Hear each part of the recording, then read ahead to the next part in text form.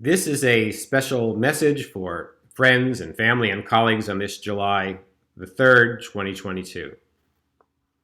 Recently, two close colleagues asserted to me certain facts about the climate crisis and young people that cut in seemingly different directions. One of them, citing a forthcoming survey and her own experience as a practicing psychiatrist, emphasized that children increasingly despair for their own future. The other, citing students in the science and sustainability classes that she teaches, maintained that when young people are empowered to do something real, their belief in a viable future grows. I tend to believe them both. But as adults contemplating the mounting catastrophe, are we not obliged to do something meaningful ourselves? We cannot seek refuge merely in the hope that young people will find a way, somehow, someday, to turn back the tide, the heat, the drought, the wildfire, and the superstorms. As some of you know, I've been working for many months, day and night, formally on behalf of a handful of petitioners, but also for my children and yours, to fashion a coherent way forward for our nation and beyond. And so it was some 2.5 weeks ago, on June 16, 2022, and at long last, that we were able to file our petition to phase out greenhouse gas pollution to restore a stable and healthy climate. Links to the petition are below.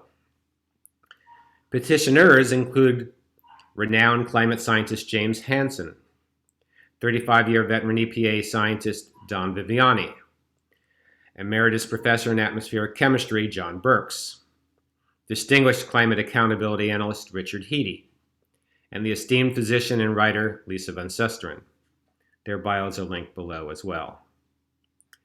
That June 16 filing kicked off a 90-day statutory deadline, within which the United States Environmental Protection Agency must either grant or deny the petition.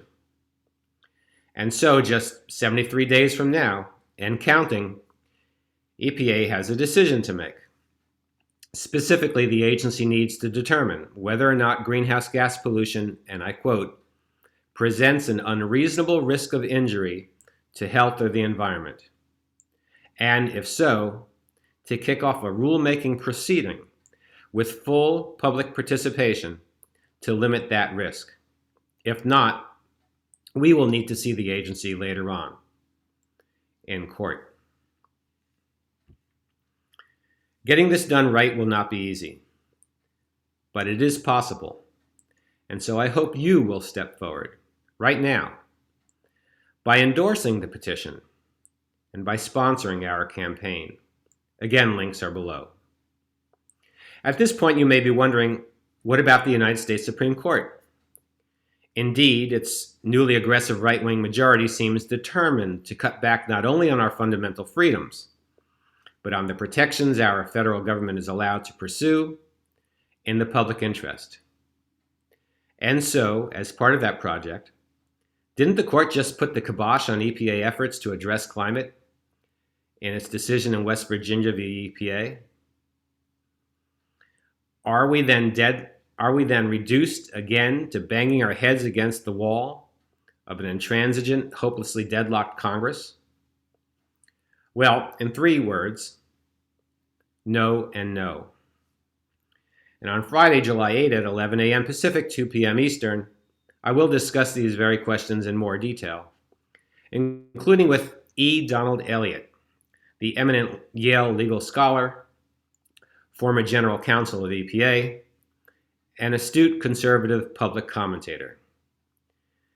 CPR Initiative will send out an announcement about that soon, allowing all of our petition endorsers and sponsors to pre-register for this free webinar.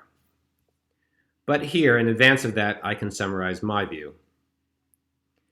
I strongly agree with Justice Kagan when she wrote for the dissent that there are few things more frightening than this court's arrogation to itself, instead of Congress or the expert agency, a major decision-maker role on climate policy.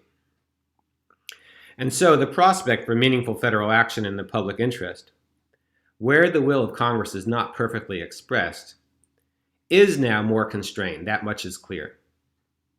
And yet, a reasonable way forward remains viable, even after West Virginia, where, as we outline in the petition, Congress's intent in existing law is crystal clear.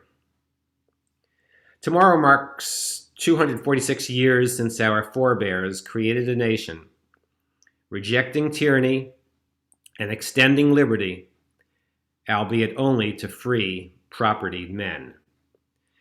Equally important, therefore, they set out certain principles of self-government, the rule of law, and with respect to fundamental rights. Their logical implication serves us still, even at this dark hour, perhaps especially in this dark hour. We simply cannot and must not be self-deterred from using the fundamental tools of democracy under the law to protect and restore our nation and our climate system. Here we proceed pursuant to the Citizens Petition section of the Toxic Substances Control Act. And so, by right, and pursuant to our fundamental responsibility to ourselves, to each other, and to our progeny, we demand real action on climate under the law to enforce that law, and without further delay. And so, I ask, will you now take action and rally your friends, your family, and your community to do the same, namely to join and amplify our demand? With your help, we will continue to expand this effort to protect and restore our climate and to safeguard our children's future. Together, we should get this done. Most important here, it is only together that we will get this done.